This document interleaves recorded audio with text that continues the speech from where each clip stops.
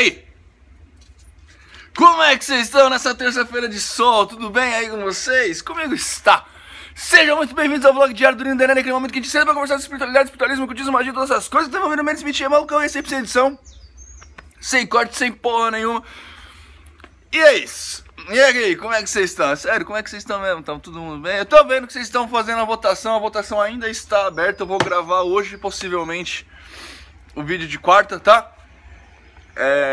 Eu não sei a que pé que andas, mas tá lá no canal do Nino Denani, no Facebook. Logo que você entra lá no grupo do canal do Nino Denani, tem lá um post fixo com umas fotinhos, aí tem o link da enquete, tá? O primeiro enquete é: se vocês acham que eu tenho que fazer uma série sobre espiritualismo, né, que aí vai embarcar essas religiões espiritualistas todas aí, Umbanda, Candomblé, Espiritismo, Quimbanda, essas porra toda aí. E depois tem uma segunda enquete, que é o primeiro tema. Caso vocês escolham, sim, tem que abordar espiritualismo, qual é o tema? Beleza? Tá lá pra vocês, é só entrar na página do canal. Antes de mais nada, se você gosta do nosso trabalho, se você gosta do que a gente faz aqui, se inscreve, clique em joinha e compartilha a mensagem pelas redes sociais, que dá uma ajuda brutal pra nós aí. Beleza? Hoje eu tô feliz, Todão. Tô feliz. Ontem veio um camarada lá da ordem, lá de Itapetininga, aqui pra... Claro que ele não veio por causa da ordem, né? Ele veio pra Itapetininga, de Itapetininga pra cá pra fazer um curso aí de especialização, né, dentro da profissão dele. E aproveitou pra bater um papo muito rápido, assim. Ele acabou indo lá durante a aula do Grande Oriente Místico. Meu amigo Paulo Raul foi lá, conheci o Paulo Raul, o cara mais fofo da ordem. Ele vai ficar bravo comigo ainda. O cara mais fofo da ordem. Foi um prazer te conhecer, cara. De verdade, não vão faltar oportunidades. Mas sem mais delongas, vamos para as perguntinhas de vocês. Nino, eu fui espírita por 18 anos e por motivos pessoais conheci a Umbanda. Essa pergunta eu comecei a ler, né, ontem, através de uma grande amiga. Gosto em parte desses dois segmentos, mas não me encaixo agora em nenhum, porque gostaria de estar num lugar misto com a emoção da poesia da Umbanda, mas com o estudo e a pesquisa da doutrina espírita. Você pode comentar algo sobre? Agradeço e beijos na Ana Fofa. Adoro vocês. Muito obrigado pelo carinho, pessoa. Olha só. Lá no meu começo, eu tinha uma situação muito parecida com a sua, tá? Porque eu comecei indo numa casa de Umbanda, né? Que eu já falei aqui 1,5 milhão de vezes, a casa do Pai Celso, inclusive tô devendo uma visita pra ele. Comecei na casa de Umbanda e também sempre tive a necessidade de estudo, né? E também acabei procurando espiritismo, só que eu fui na Federação Espírita do Estado de São Paulo. Eu cheguei a fazer curso lá, essas coisas todas, né? Mas também me faltava, eu não chamei de encanto e magia da Umbanda, essas coisas todas, mas me faltava o calor da Umbanda, sabe? Porque a Umbanda, ela tem o tete a tete, assim, com as pessoas, né? As pessoas entram no Campo Santo, ficam na frente do médium, o médium incorporado com o seu guia, mas o médium vai lá, dá um abraço na pessoa, conversa cara a cara com ela, né? Tem o toque, tem... é mais pessoal, sabe? Isso me faltava no kardecismo. Que não é, acho que é a mesma coisa que você, né? Eu achava o kardecismo muito frio. Pelo menos nos lugares que eu fui. Eu não fui só na Federação, fui a alguns centros, ainda vou de vez em quando sou convidado, né? O Alexandre Terenciano, que é um brother que tá sempre aí, eu já fui lá no centro dele algumas vezes, nunca tive a oportunidade de passar com um guia lá, mas é um centro espírita, enfim, eu vou daqui e dali. E me falta aquela questão pessoal, sabe? Me faltava. O que eu fiz? Eu voltei pra Umbanda e continuei estudando sozinho. Aí eu ia tirando dúvidas aqui e ali, né? Tipo, como eu fiz curso na federação e em outros centros espíritas, eu tenho muito amigo espírita, né? Então, eu acabava tirando, eu ia lendo lá o material básico do Kardec. Eu estudei por conta. E talvez isso tenha sido até melhor nesse ponto, tá? Porque como o estudo não foi direcionado nesse sentido, eu tive liberdade de pensamento na relação do estudo, tá? Porque eu sei que eu sempre falo pra vocês, olha, é importante ter alguém te guiando, pelo menos no começo, essas coisas todas, e realmente é importante. Mas não é que eu seja especial nem nada disso, tá? Mas eu tenho um caráter um pouco diferente do demais. Então, pra mim, entrar em contato sozinho, sem essa direção, esse direcionamento de alguma pessoa, me deu a oportunidade de, por exemplo, procurar coisas fora do espiritismo para explicar o espiritismo, entendeu? Então, acho que você consegue estudar, acho que você pode continuar na Umbanda que você gosta e continuar estudando. Acho que não tem problema nenhum. Nino, tira mais uma dúvida para nós. Não comer carne tem algum fundamento místico?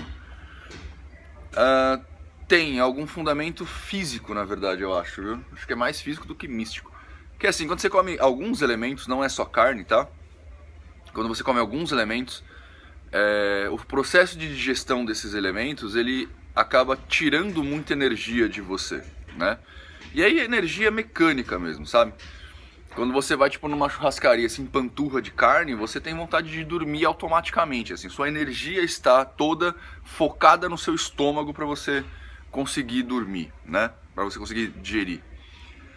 Além disso, a carne, ela solta alguns elementos mesmo, tipo amônia, sei lá, algumas coisas assim, que são oriundas do processo de apodrecimento do alimento, tá? E de consumação do ácido estomacal. E esses processos todos é que atrapalham o lado mais magístico, tá? Porque liberando esses químicos no seu estômago, isso vai ser processado de alguma forma. Mesmo que ele fique ali um tempo para chegar no intestino e ser tirado fora, ele está dentro de você. E isso vai prejudicar o seu equilíbrio energético e a energia já mais mística, tá? Ademais, você vai estar com sono, cansado, com vontade de dormir, com preguiça. Então, tipo, você não vai trabalhar direito. Essa é a questão da carne.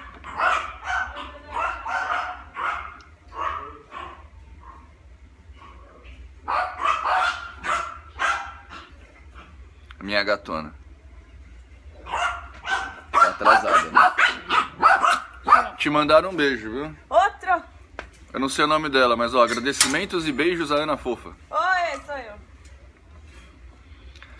Boa tarde, Nino. Quer vir aqui? Sua gordinha. Boa tarde, Nino. Gostaria que você me respondesse essa pergunta e desde já agradeço.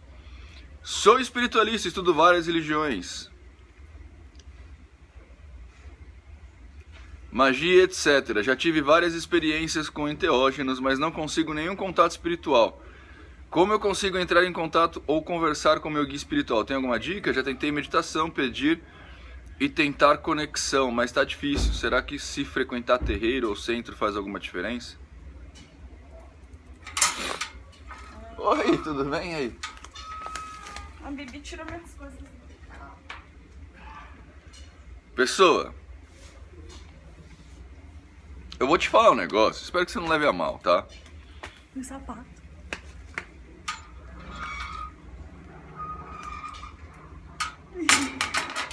Tchau. Espero que você não leve a mal, tá? Mas você não estuda várias religiões, cara.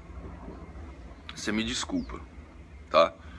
Você pode no máximo ter tido contato com alguma coisa, de alguma religião, assim. Mas você não estuda várias religiões. E isso por um motivo muito simples que eu tô afirmando, tá? Eu não tô te chamando de mentiroso, não é nada disso, tá? Às vezes você realmente acha que o que você faz é estudar as religiões, mas eu estou falando que não é. Primeiro, quando a gente vai estudar qualquer coisa, não só religião, mas qualquer coisa, exige da gente uma alta carga de leitura, tá?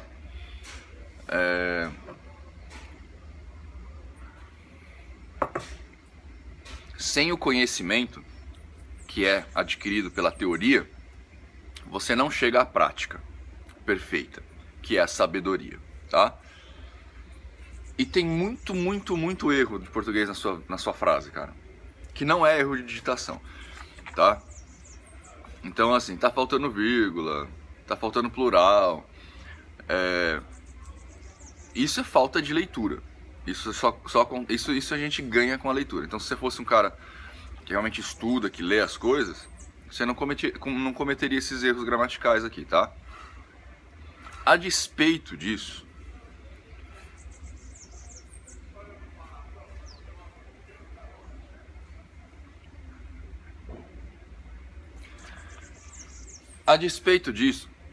e aí pode ser uma coisa que já não é tão culpa sua, eu engoli um pelo de bigode.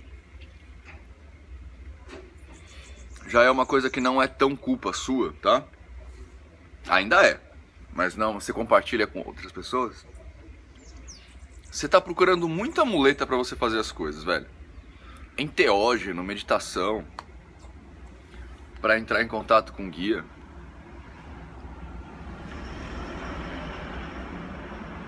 Aí tá um problema, porque traçado esse perfil aqui que eu tracei com você, eu não sei até que ponto que eu vou falar e você vai entender.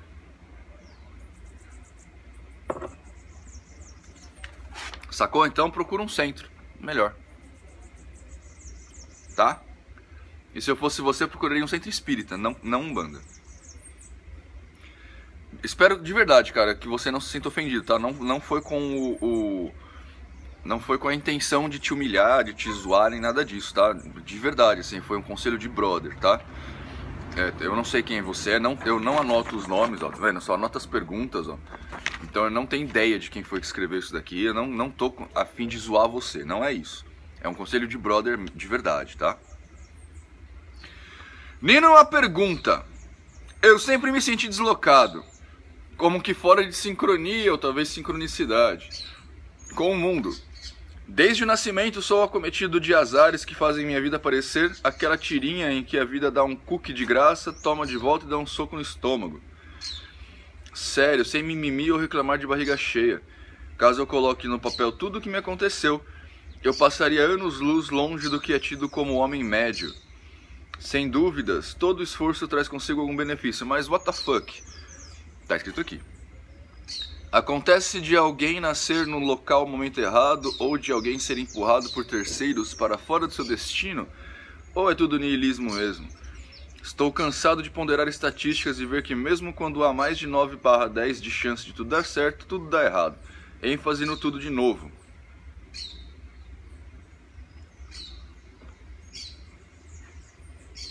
Cara, eu acho que você só tá olhando as coisas erradas, de verdade.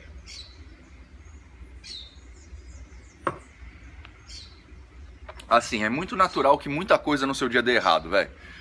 Isso faz parte da sua existência, assim. É natural que as coisas deem erradas, tá?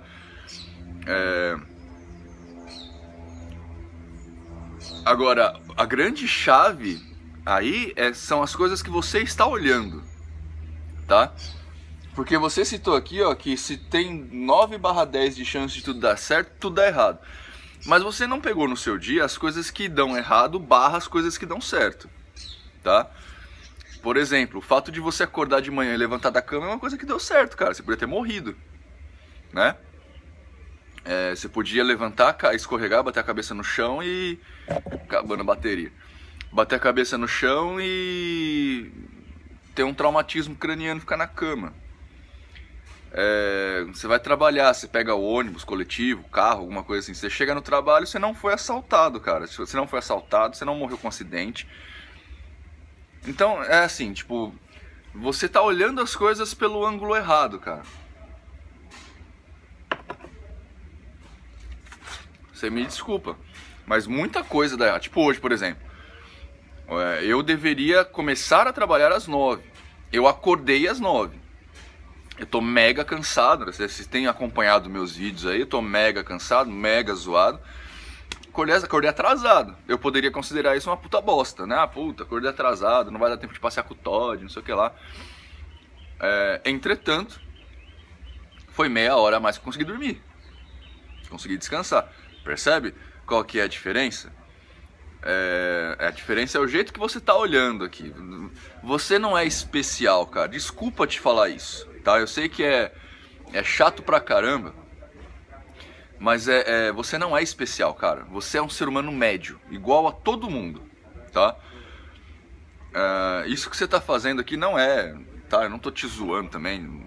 Minha intenção aqui não é mais zoar ninguém, né? A não ser que seja muito cracho, né?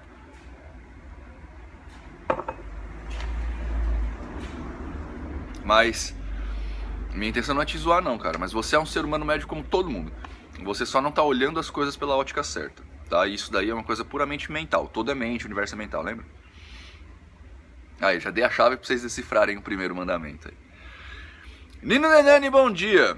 Nem sei como começar essa conversa, porém vou tentar resumir o máximo possível. Cara, eu me considero evangélico, mas não desses que você está acostumado a ver por aí. Brother, se você soubesse os tipos de evangélicos, tem evangélico incorporando lá no terreiro, tá? Até mesmo fiquei surpreso. Tirei, filho da puta. Que em alguns dos seus vídeos você leu... alguns dos seus vídeos você leu pouco a Bíblia. Essa frase não fez sentido. Até mesmo fiquei surpreso que em algum dos seus vídeos você leu... Deve ser você leu um pouco da Bíblia. Continue lendo o meu comentário, por favor, por não vou debater e nem afrontar nada, muito pelo contrário. Cara, debates sempre são saudáveis, velho. Desde que sejam feitos com respeito, debatendo a ideia, não a pessoa, tá? Sou um cara muito aberto a diversas opiniões e conceitos e achei muito legal sua linha de raciocínio. Apesar de não concordar com algumas coisas, mas no geral achei você um cara muito inteligente, sabe o que está falando. Dentro do que você aprendeu, se aperfeiçoa. Vamos às minhas dúvidas e se você pode me ajudar. Minha esposa, que estamos há pouco tempo juntos, é de Umbanda. Que legal, velho. E fui algumas vezes com ela, no centro, imagino. Meu irmão, no começo, fiquei chocado e questionava tudo, mas depois que assisti a alguns dos seus vídeos, algumas coisas fizeram sentido. O que eu acho estranho é a gente, um ser falho, pedir ajuda a outro ser falho pela Umbanda. Vê se me entende, não rebaixe esses espíritos, mas como você mesmo disse, são pessoas que já morreram e estão fazendo uns corre para ajudar. Mas o engraçado é que eles têm vícios como a gente, cigarro, bebida, e o que garante que eles vão ter mais experiências para ajudar de alguma forma?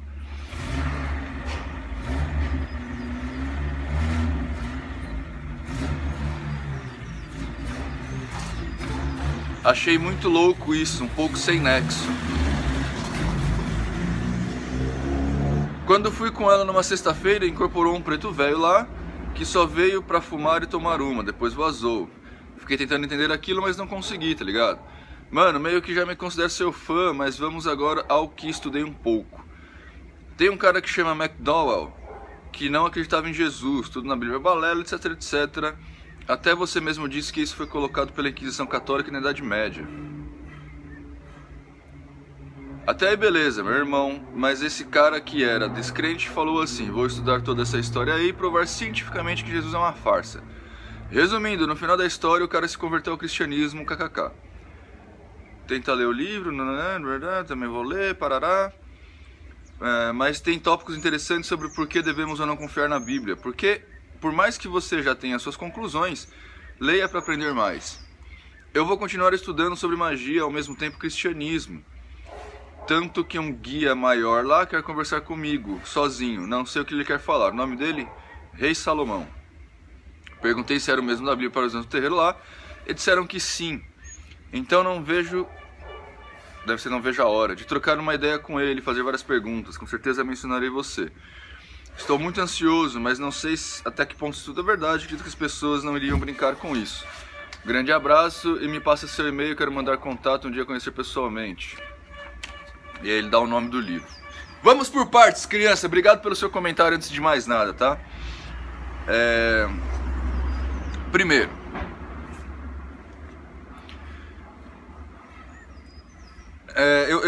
eu achei interessante essa sua questão do por que pedir conselho para pessoas que são falhas, né? Eu acho o seguinte, velho, ó, eu também não quero te ofender nem nada disso, tá? Você sabe, né, o meu tipo de crença aqui, imagino, porque você já me acompanha há um tempo, pelo que parece. É assim, ó, eu prefiro pedir conselhos Porque na verdade um passe não passa muito disso, tá? Eu prefiro pedir o aconselhamento para alguém que existe do que esperar ser aconselhado por alguém que não existe, né? Ou esperar que alguma coisa no universo conspire para que eu tenha uma resposta X ou Y, um aconselhamento X ou Y de alguém que nem existe, tá?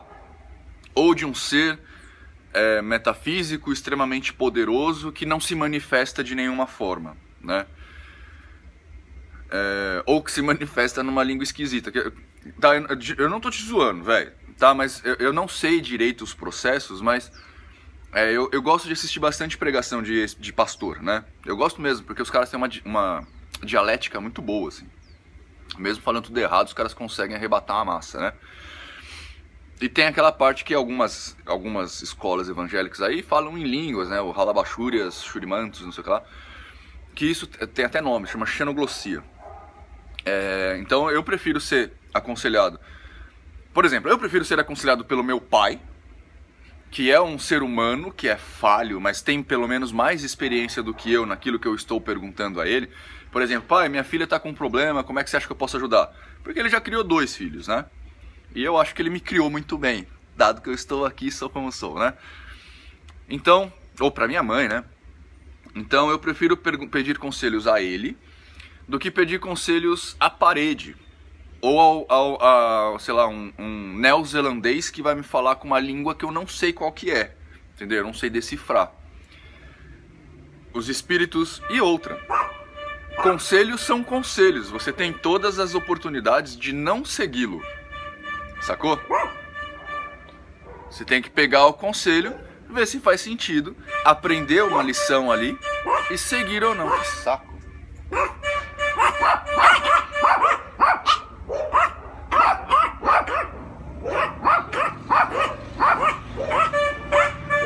Sacou?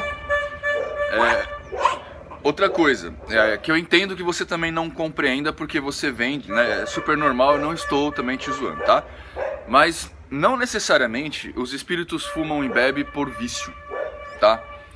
O fumo e a bebida, ele tem fundamento magístico. Agora, eu tô falando não necessariamente por quê?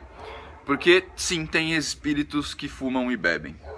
O que acontece é que um espírito que te guia, ele não pode ser muito mais avançado, digamos, moralmente falando, né? Muito mais adiantado do que você próprio, tá? Porque senão você não entende os paradigmas, né? Você não entende o que está sendo ensinado. É mais ou menos o que acontece quando, por exemplo, você adulto tenta explicar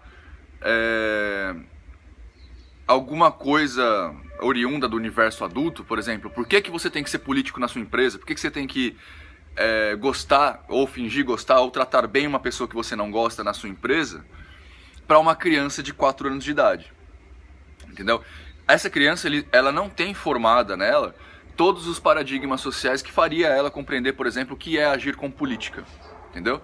Então você tem que partir de um pressuposto muito longo para chegar dentro da mística, dos paradigmas dela. Então, um guia de Umbanda num centro, ele é mais avançado que o grupo do centro. Mas não que todos os seres humanos. Pode ter seres humanos encarnados, inclusive, mais avançados, mais adiantados do que esse próprio guia. Então, ele pode sim ser viciado em cigarro e viciado em bebida e ainda assim ser mais adiantado que as pessoas que estão ali presentes, tá? Mas, de fato, não são todos os guias que usam álcool. Não são todos os guias que usam álcool e cigarro, e os que usam não são todos que usam porque gostam, no sentido de degustar, tá? Por exemplo, na casa da Vó Maria Rosa, não tô falando que a gente é foda, tá? Mas na casa da Vó Maria Rosa, a maioria dos guias, a imensa maioria dos guias não usa álcool. A gente usa água. Embora tenha ali um negócio para emular álcool, né, para as pessoas que estão de fora achar que é cachaça, é álcool. As pombagiras, elas tomam uma bebidinha vermelhinha que parece champanhe, mas é chá, tá? Mas, e eles usam um charuto lá, mas eles nem tragam, eles só usam a fumaça do charuto. Porque tem certos fundamentos magísticos aí que eu não vou explicar aqui, tá? Tanto pro álcool quanto pro cigarro. Então não é porque eles estão com aquilo na mão que eles estão realmente consumindo aquilo, eles não são necessariamente viciados naquilo, tá? Eu não sei qual que é a explicação, eu não sei qual que é o patamar onde o centro que você está frequentando está, e de verdade, não se sinta menosprezado, nem nada disso, tá? Possivelmente a sua esposa está no melhor lugar para ela, sacou? Assim como você, quanto evangélico, possivelmente na sua igreja você está no melhor lugar para você. E em determinado momento esse lugar vai deixar de ser bom, porque você já vai ter aprendido tudo que tinha que ter sido ensinado naquele lugar, e aí você vai ter que procurar outro lugar, tá? Tanto a sua esposa no centro, quanto você na igreja evangélica, beleza? De repente você tem que procurar outra igreja evangélica, sua mulher procurar outro centro, alguma coisa assim. Esse negócio do rei Salomão, velho, tem uma questão muito... Primeiro, assim, quando você está incorporado, você não é 100% guia, tá? Não é 100% espírito ali. Tem a cabeça do médium no meio do caminho. É sempre um time, tá? É sempre médium e guia. E muita coisa para ser que vem da mensagem do guia para ser passado, tudo passa pelo filtro do médium, sacou? Então o médium pode falar muita merda nessa hora. Não estou falando que é o caso do seu centro, tá? Estou dando uma conjectura. Então muitas vezes o médium pode se deixar levar pela questão mítica.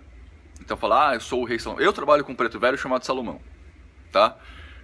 Mas não é o rei Salomão de jeito nenhum. Mas eu conheço alguns Salomões também, tá? Mas agora o fato de falar eu sou realmente o rei Salomão, que é um negócio que a gente nem sabe se realmente existiu, embora esteja na Bíblia, você tem que tomar um cuidado aí, tá? Que muitas vezes é a vaidade do médium se exacerbando, outras vezes pode ser o médium usando de uma figura de linguagem, o espírito usando de uma figura de linguagem para que o médium compreenda a importância que aquele espírito tem na hierarquia do terreiro. Pode ser um monte de coisa, tá? Outra coisa, já deu quase 30 minutos aqui. Eu não desacredito na existência de Jesus não, velho. É que eu separo a figura Jesus em dois, tá? Tem o Jesus histórico e o Jesus bíblico. O Jesus bíblico eu acho que tá exagerado. O Jesus histórico eu não acho que não existiu não, cara. Eu acho que existiu um Jesus mais ou menos nos moldes da Bíblia. Um pregador que chamava Yeshua, era filho de José, né? Yeshua ben Yosef, da linhagem talvez de Davi, talvez de Salomão. Eu acho que teve uma pessoa lá assim, porque isso era comum naquela época, tá? Era comum pregadores lá na área onde eles estavam.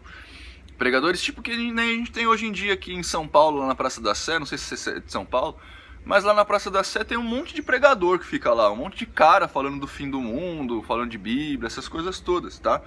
Então eu acredito que existiu um Jesus, cara, uma pessoa chamada Yeshua ben Yosef, que ficava ali nos arredores de Jerusalém ali, pregando pro pessoal. Acredito que ele tenha arrebanhado uma galerinha com ele, não 6.000 pessoas, tá?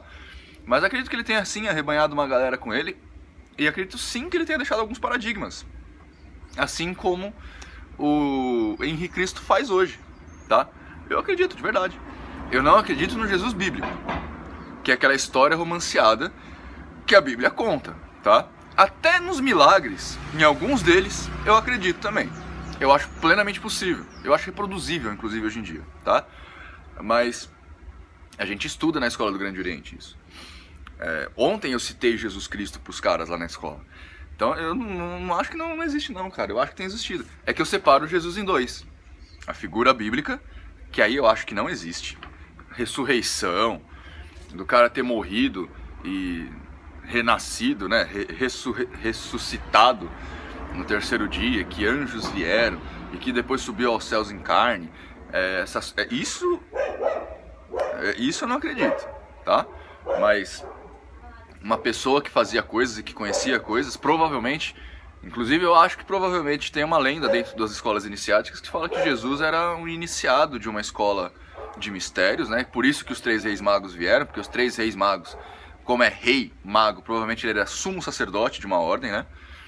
E o José também provavelmente era sumo sacerdote de uma ordem, que são os carpinteiros, que é uma paráfrase para os maçons. Não que os carpinteiros sejam maçons, mas os carpinteiros é uma ordem como os maçons é uma ordem, tá? Maçons é uma ordem de pedreiro, o carpinteiro é uma ordem de carpinteiro. Então eu acredito que Jesus era filho de José, José era um sumo sacerdote de uma ordem iniciática. Por causa dessa ordem iniciática, os 3 reis magos souberam do nascimento de de um sumo sacerdote, um filho de um sumo sacerdote, vieram visitá-lo, os 3 sumos sacerdotes. Então, acredito que Jesus passou um tempo no Egito, muita coisa do hermetismo está no cristianismo, tá? Tá acabando a minha bateria. Então, tipo, você vê no Pai Nosso, né? Assim na terra como no céu. Tá na Bíblia, Pai Nosso. Assim na terra como no céu. Isso é lei hermética, cara. Assim no alto como embaixo, né? Assim no micro como no macro. Enfim.